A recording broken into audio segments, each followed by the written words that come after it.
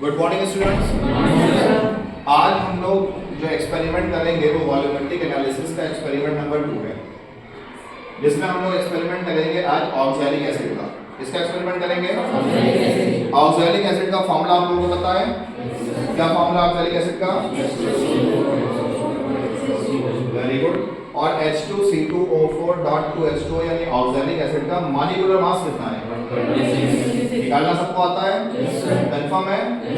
तो हमें कितनी मोलर कंसंट्रेशन का सॉल्यूशन बनाना है? M/40। और वॉल्यूम क्या लेना है हम लोगों को? 100 ml लेना है। क्लियर? फॉर्मूला कौन सा यूज करेंगे बेटा? Very good. देखो फॉर्मूला हम लोग यूज करते हैं W = mv अपॉन 1000। क्लियर? यहाँ पर कैपिटल M क्या है? मोलैरिटी। तो मोलैरिटी हमें कितनी लेनी है? 1/40। क्लियर? कहाँ से जाने आपको 1/40 लेनी है? आपके एम में लिखा हुआ है। क्लियर? इनटू स्मॉल m क्या है यहाँ पर? मॉलिक्यूलर मास कितना? 126 हो गया ऑक्सैलिक एसिड का मॉलिक्यूलर मास। और हमें जो सॉल्यूशन बनाना है वो सॉल्यूशन कितना बनाना है? 100 ml बनाना है। तो ये हो गया 100 ml। और मोलैरिटी होती किसमें है? मोल पर लीटर में। तो ml को लीटर में कन्वर्ट करने के लिए हम यहाँ पर 1000 से इसको डिवाइड कर देंगे। कैलकुलेशन करने पर ये आएगा 0.31 ग्राम पर लीटर। कितना आएगा? कितना आ रहा है? 0.31 ग्राम पर लीटर। क्लियर है? तो अब क्वेश्चन ये बनता है कि हमको 0.31 ग्राम ऑक्सैलिक एसिड मेजर करना है और मेजर करके उसे 100 ml डिस्टिल्ड वाटर में हमें डिप करना है। क्लियर है? तो M/40 ऑक्सैलिक एसिड का सॉल्यूशन बनाने के लिए हम लोग कितना ऑक्सैलिक एसिड लेंगे बेटा? 0.31 ग्राम। तो उसको मेजर करने के लिए, मेरी बात सब लोग ध्यान सुनिएगा, उसको मेजर करने के लिए हमें उस सॉल्यूशन को बनाने के लिए पहले किन किन चीज़ों की जरूरत पड़ेगी, जिसको हम लोग बोलते हैं रिक्वायर्ड एपरेटस। क्या बोलते हैं? या रिक्वायर्ड मटेरियल। तो सबसे पहले तो हमें ऑक्सैलिक एसिड ही चाहिए। क्या चाहिए? उसके बाद हमें उस सॉल्यूशन को स्टोर करने के लिए एक सिलिंड्रिकल फ्लास्क चाहिए। साथ में हमें बीकर में 100 ml डिस्टिल्ड वाटर चाहिए। आपको दिख रहा होगा ये 100 ml है। क्लियर? ठीक है। साथ में हमें एग्जैक्ट मेजरिंग के लिए एक ड्रॉपर की जरूरत पड़ेगी। ऑक्सैलिक एसिड को डिस्टिल्ड वाटर में डालने के बाद हमें इस ग्लास रॉड से उसको स्टिर करना पड़ेगा। और मेजर करने के लिए हमें ये बैलेंस चाहिए, जिसको आप तराजू बोलते हो।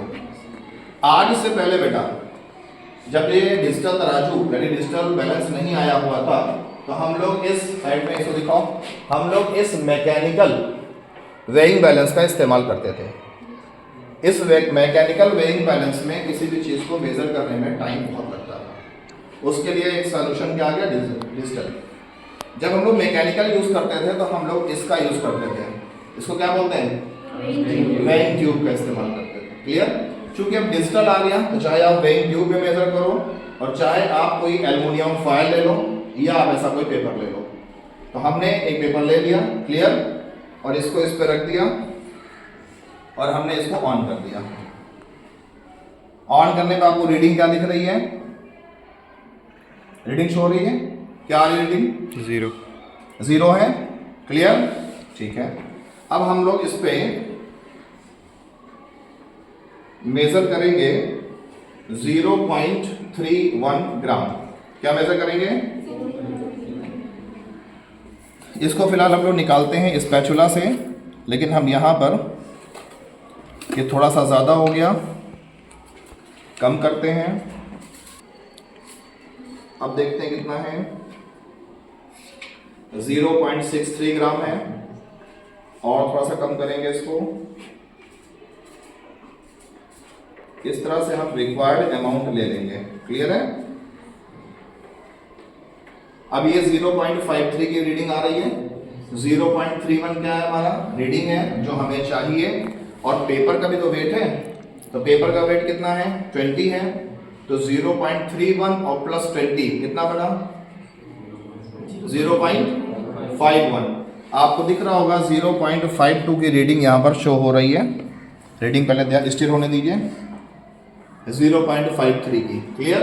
तो जो डेसिमल के बाद थोड़ा सा फर्क है वो एयर प्रेशर का फर्क है। ये पूरा एक कवर्ड होना चाहिए, कहीं से भी बाहर से एयर इस पे ना आना पाए, वरना एयर इसकी रीडिंग को चेंज कर देगा। क्लियर है। तो हम लोगों ने कितना सब्सटेंस लिया अपना 0.31 ग्राम। क्लियर। और कितना मेजर किया हमने 0.51, जिसमें 0.20 क्या है पेपर का वेट है। क्लियर। ठीक है। अब इस वेट स्केल को हम ऑफ कर देते हैं। सबसे पहले आगे हम लोग क्या लेंगे डिस्टिल्ड वाटर। वैल्यू कितना है 100 ml वाटर है। क्लियर है। अच्छा बेटा डिस्टिल्ड वाटर बनाते कैसे हैं? हाँ, वाटर को उसके बॉइलिंग पॉइंट तक बॉयल करते हैं और उसके बाद उसको कोल्ड करते हैं। कूल करने के बाद फिल्टर करते हैं। फिल्टर करने के बाद जो वाटर मिलता है that is the distilled water. और हमें अपने घर में कोई बीमार हो तो डिस्टिल्ड वाटर का ही इस्तेमाल करना चाहिए। क्लियर। तो अब हम इस पेपर में सॉल्ट कौन सा है ऑक्सैलिक एसिड। क्लियर। कितने ग्राम है, कितनी मोलैरिटी का सॉल्यूशन बनाने जा रहे हैं m/40। वॉल्यूम कितना लेंगे 126 मॉलिक्यूलर मास है और वॉल्यूम हम लोगे यहाँ पर 100 ml। कितना ध्यान से देख लेंगे इस पेपर में कोई भी बिट ऑफ ऑक्सैलिक एसिड लगा तो नहीं है। अगर लगा हुआ है तो उसको इसी में ट्रांसफर कर देंगे। क्लियर। इस पेपर को हम साइड में रखते हैं और अब हम इस का यूज करेंगे। What is this glass rod. इस ग्लास रॉड से इस ऑक्सैलिक एसिड को इसमें हम स्टिर करेंगे।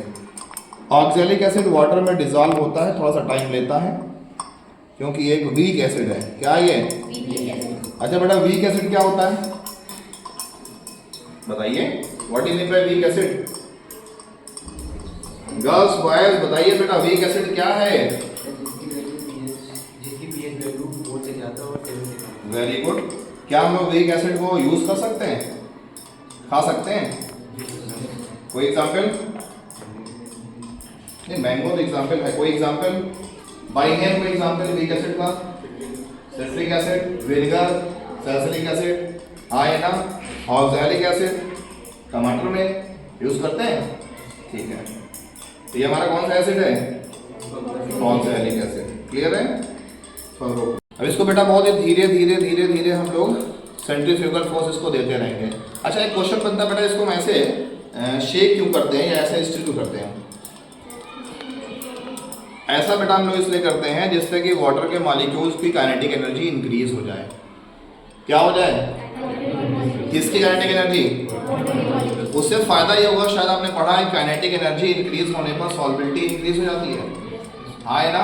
क्योंकि जब काइनेटिक एनर्जी इंक्रीज होगी तो वाटर के मॉलिक्यूल्स के बीच में जो इंटर मॉलिक्यूलर स्पेस है वो बढ़ जाएगा और हमारे सॉल्यूट को डिजॉल्व होने के लिए ज़्यादा स्पेस मिल जाएगा। क्लियर।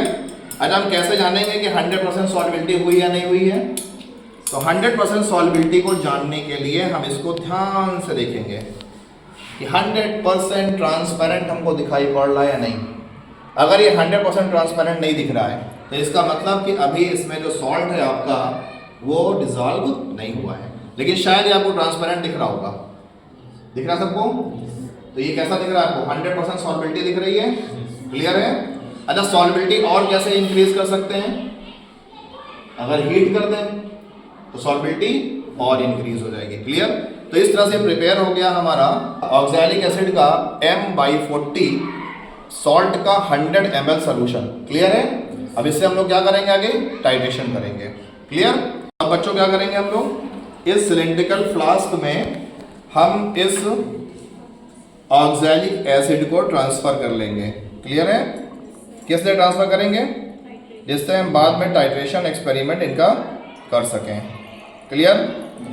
अच्छा एक क्वेश्चन बेटा बनता है, आप लोग बताइए हमको कि जैसे बीकर है तो हमने बनाया बीकर में, तो बीकर में ही हमने इस सॉल्यूशन को क्यों नहीं रहने दिया? हमने इसको इस सिलिंड्रिकल फ्लास्क में ही क्यों ट्रांसफर किया? क्या आंसर है आपका? है लॉजिकल क्वेश्चन। तो इसको हमने इस सिलेंड्रिकल फ्लास्क में इसलिए ट्रांसफर किया है क्योंकि सिलेंड्रिकल फ्लास्क का माउथ कैसा है, नैरो है। माउथ कैसा है इसका, तो ऐसी कंडीशन में इसमें इवेपोरेशन नाम का प्रोसेस बहुत कम होगा या लीस्ट होगा। तो हमारा ये जो सोल्यूशन है ये 100 ml as it is near about 100 ml maintain रहेगा। लेकिन अगर इसको हम इस बीकर में ट्रांसफर कर दें तो जब नेक्स्ट डे हम एक्सपेरिमेंट करने आएंगे तो इसका वैल्यूम डिक्रीज कर जाएगा। किस फिनोमिना कर रहा हूं, इवेपोरेशन प्रोसेस का। क्लियर, एनी डाउट्स, कंफर्म है ना? Okay, thank you.